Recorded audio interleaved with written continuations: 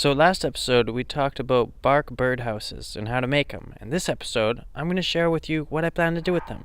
So for that we have to go into Gibsons and go to a place called the Trading Post, where local artisans are allowed to rent out space and sell their cool stuff, like this driftwood furniture by Lori Gray, one of the original beachcombers, I might add, and she has a huge portfolio of all these really cool pieces.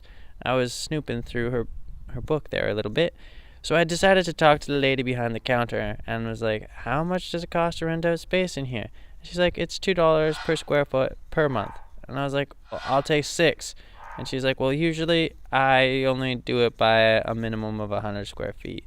And I was like, well, to that, we'll talk when I get back from Europe.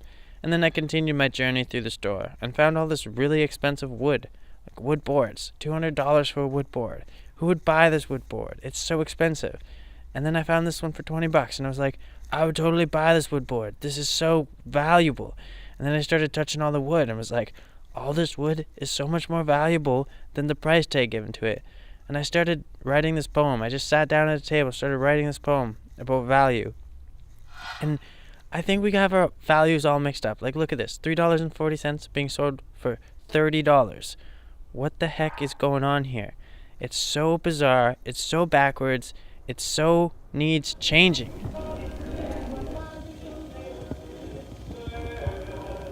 What is that worth to you? More than $30. Yeah, totally, right? This is my friend Tasia. She is a total superstar and was kind of inspired by my writings, even though they weren't complete. Anyways, we decided to shop around a bit and find some cool things. Sitting on your feet, swimming naked in the waters like a mermaid. I want to go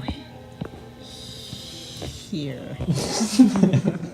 She found this really cool oil regulator thing. We were thinking about maybe shoving a light bulb in it and making some funky steampunk light bulb fixture. And yeah, it's going to be in my tiny home. It's perfect for my tiny home, but I have to move my tiny home before I go to Ireland. But I'm actually in Ireland at the moment, so I'm kind of behind the ball.